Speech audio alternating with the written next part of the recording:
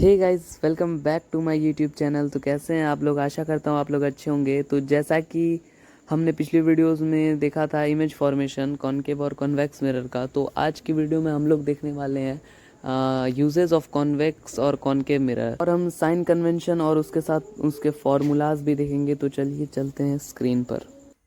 तो चलिए सबसे पहले देखते हैं यूजेस ऑफ कॉनकेव मिरर। तो यहाँ पर आप देख पा रहे हो सबसे पहला जो यूज लिखा हुआ है, it is used in torches. ये आपको बहुत सिंपल सा लग रहा होगा, लेकिन एक बात यहाँ पर आप रिलेट कर पाएंगे कि ये जो है वो टॉर्च में यूज होती है, ठीक है।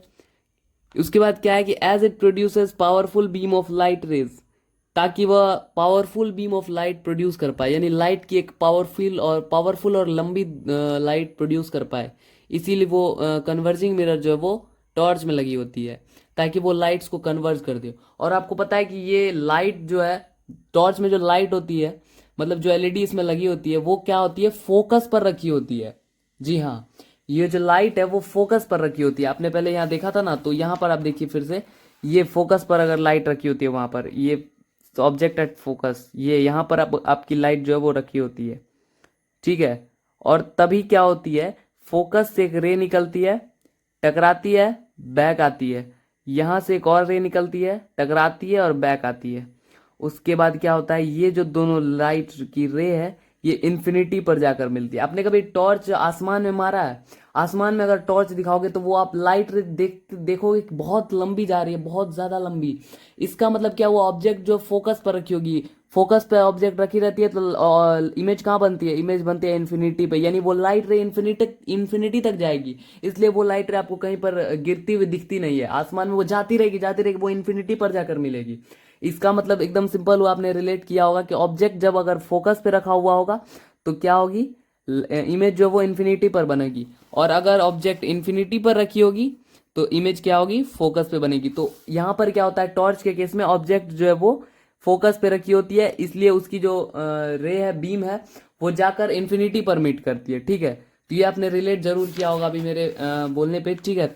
तो यहाँ पर आप देख सकते हैं, इसका लिखा हुआ है कि it is use in torches as it produces powerful beam of light rays that converge at infinity. यानी ये जो है, अगर फोकस पर रखी होगी लाइट की लाइट, तो वो क्या करेगी, इन्फिनिटी पर जाकर मीट करेगी, ठीक है। और दूसरी क्या है कि it is used in making solar devices, यानी ये जो है सोलर डिवाइसेस बनाने में यूज होती है।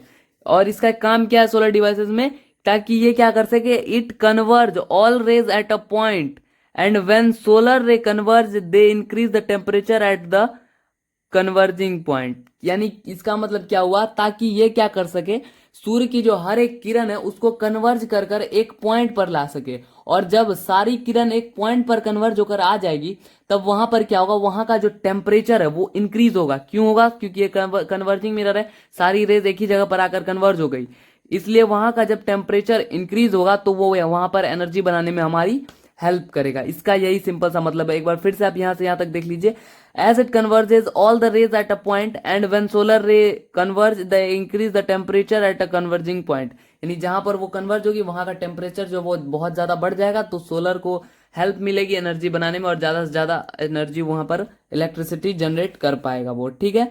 तीसरा जो यूज है वो क्या है, it is use in shaving mirror. यानी ये जो है क्या है कि नाई वाई के पास आपने देखा होगा कि दाढ़ी वाड़ी बनाने वाला जो मिरर होता है उसमें यूज होते हैं। यहाँ पर क्या हो रहा है, छठा केस लागू हो रहा है, यानी सिक्स्थ केस जो हमने पढ़ा था कॉनकेव मिरर का, ये एक स्पेशल केस, वीवीआईपी केस जो जिसको हमने बोला था, ये इस केस का यूज हो रहा है यहाँ पर। यहाँ पर क्या होता है कि ऑब्जेक्ट जो है वो फोकस और पोल के बीच में रखी होती है, और ये टकरा कर आती है और यहाँ से टकरा कर आती है, और ये मिरर के पीछे बनती है, बिहाइंड द मिरर बनती है। और यहाँ पर जो है इमेज कैसी फॉर्म होती है, एनलार्ज्ड, यानी हमें बड़ा दिखाना है।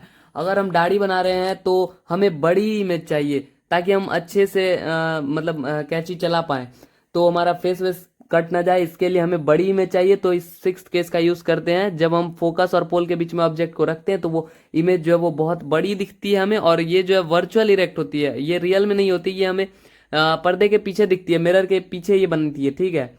और ये क्या होती है, बिहाइंड द मिरर बनती है, ये आपने सिंपल सा देख लिया। चौथा ये है कि it is use by dentist to see cavities, ठीक है। ये जो है डेंटिस्ट के द्वारा यूज किया जाती है कैविटी को देखने के लिए, माउथ में जो कैविटी होती है उसी को देखने के लिए यूज किया जाता है। तो ये इसमें भी वही रूल लागू हो रहा है कि जब जो है फोकस पे हमारा ऑब्जेक्ट रखा जाता है तो वो एक वर्चुअल इरेक्ट और मैग्नीफाइड इमेज हमें दिखाता है, ताकि दांत जो वो वहाँ पर गंदगी जर्म्स है वो वहाँ पर बड़े बड़े दिखे और उसको साफ करने में उसका क्योर करने में डॉक्टर को आसानी हो, इसलिए वहाँ पर वो कॉनकेव मिरर यूज करता है। इसमें भी हमारा छठा केस लागू हो रहा है, ठीक है। उसके बाद हम लोग देखते हैं यूजेस ऑफ कॉन्वेक्स मिरर। यहाँ पर दो यूज मैंने लिखे हुए हैं।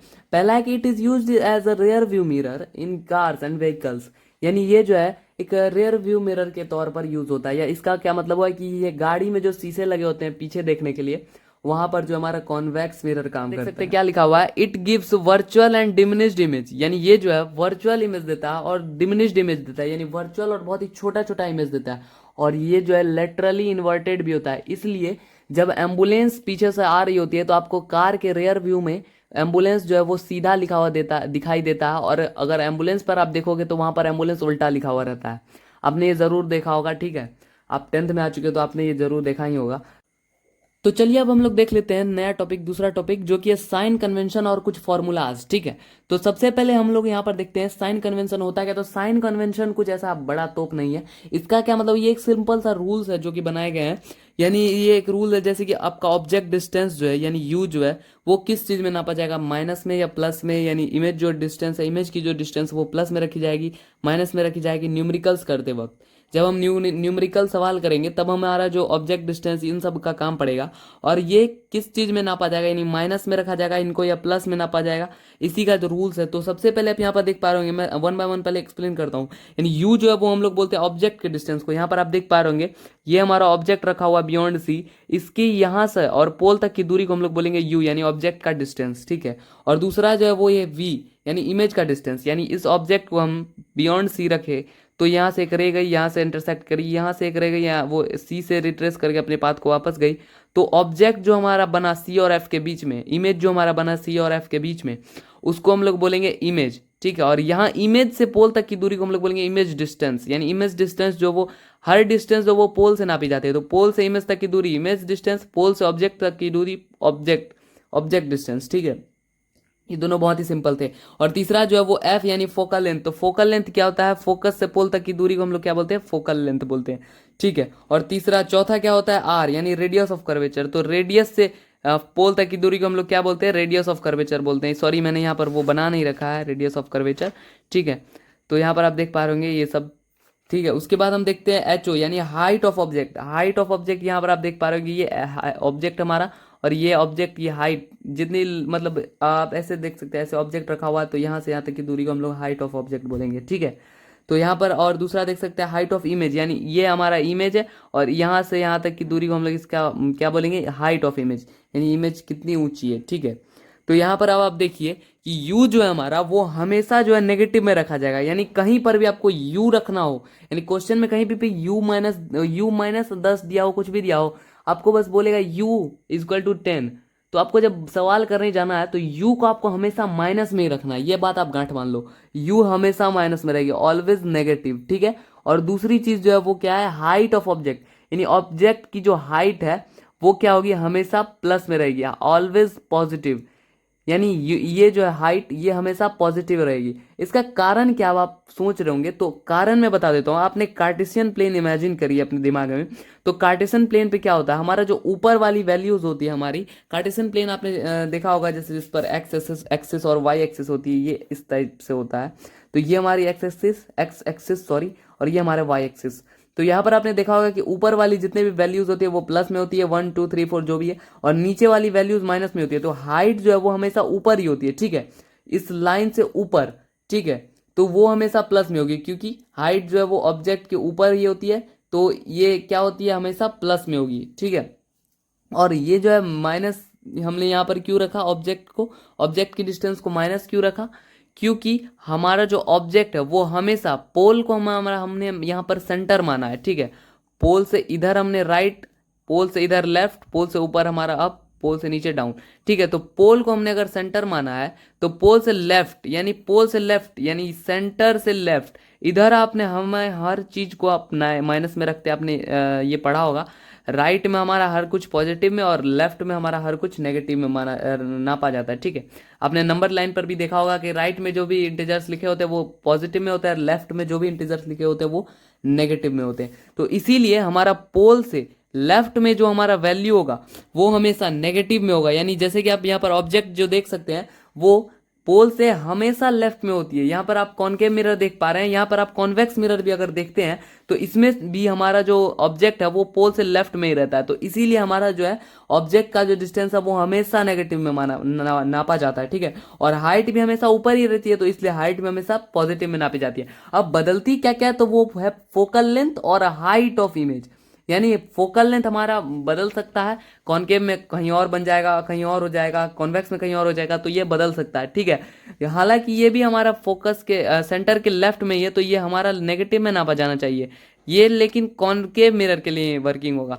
अगर हम आ जाएंगे कॉन्वेक्स मिरर पर तो यहाँ पर क्या होगा, फोकस जो है फोकल जो हमारा लेंथ वो क्या होगा, ये राइट साइड में शिफ्ट हो जाता है, ये यहाँ पर हो जाता है। ठीक है, तो इसीलिए हमारे फोकल लेंथ का जो वैल्यू है वो वेरी करता है। अगर फोकल लेंथ यहाँ पर हम कॉनकेव मिरर में देखेंगे तो ये होगी माइनस में, और अगर कॉन्वेक्स मिरर में देखेंगे तो ये होगी प्लस में। और रेडियस ऑफ कर्वेचर का भी सेम ही है, अगर ये हमारा देखेंगे कॉनकेव मिरर में तो ये माइनस में होगी, और कॉन्वेक्स मिरर में देखेंगे तो ये क्या होगी, प्लस में नापी जाएगी। ठीक है, यहाँ तक होप करता हूँ आप लोगों का सब कुछ क्लियर होगा।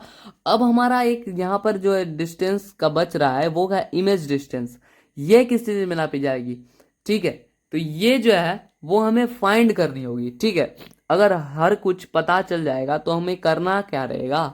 ठीक है, तो इसीलिए हमारा इमेज डिस्टेंस जो हमें नहीं पता है, ताकि हम इसको फाइंड कर सकें। न्यूमेरिकल सवाल में हमें इमेज पता करने के लिए दिया जाएगा, नेचर ऑफ इमेज पता करने के लिए दिया जाएगा, और हाइट ऑफ इमेज जो है ये भी हमें फाइंड करना होगा।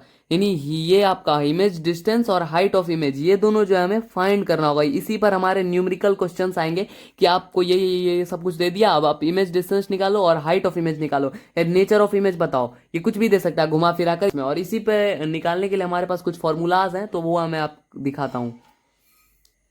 तो यहाँ पर जो है वो दो फॉर्मूला है हमारे पास। ठीक है, पहला जो है वो है मिरर फॉर्मूला और दूसरा मैग्निफिकेशन का फॉर्मूला। ठीक है, तो पहला फॉर्मूला यहां पर देखिए क्या है, 1/f is equal to 1/v plus में 1/u।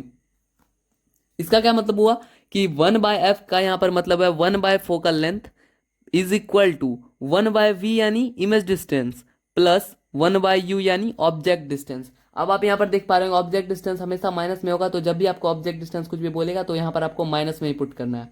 ठीक है, और दूसरा जो फॉर्मूला है वो यहां पर आप देख पा रहे होंगे वो है मैग्निफिकेशन। ठीक है, जो कि है -v/u। ठीक है, मैग्निफिकेशन का जो फॉर्मूला है वो होता है -v/u, यानी -v यानी इमेज की डिस्टेंस बाय ऑब्जेक्ट की डिस्टेंस, यानी डिवाइडेड बाय ऑब्जेक्ट की डिस्टेंस। अब मैग्निफिकेशन का मैंने यहाँ डेफिनेशन लिख रखा है छोटा सा, ये आप देख सकते हैं। मैग्निफिकेशन क्या होता है, it is the measure of size of image with respect to size of object. यानी ऑब्जेक्ट के साइज से इमेज के साइज में क्या बदलाव आया है उसी का मेजर है ये मैग्निफिकेशन।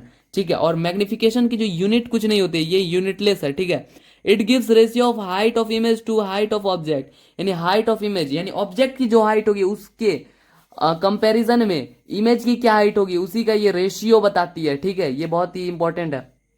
ठीक है, m is equal to HI/HO, यानी magnification is equal to height of image by height of object. ठीक है, तो ये कुछ फॉर्मूलाज हैं। इसके आगे मैं अगर न्यूमेरिकल क्वेश्चंस करता हूं तो उसकी भी वीडियो जरूर बनाऊंगा। बाकी आज के लिए इतना ही, और आपको न्यूमेरिकल वीडियोस में मैं हर एक चीज़ समझाते हुए चलूंगा कि ये कहाँ पे कॉन्सेप्ट क्या हमने पढ़ा था और यहाँ पर कैसे वो अप्लाई हुआ, तो आप ज़रूर देखिएगा। बाकी आज के लिए इतना ही, मिलते हैं आपसे फिर किसी नेक्स्ट वीडियो में, तब तक के लिए थैंक यू सो मच।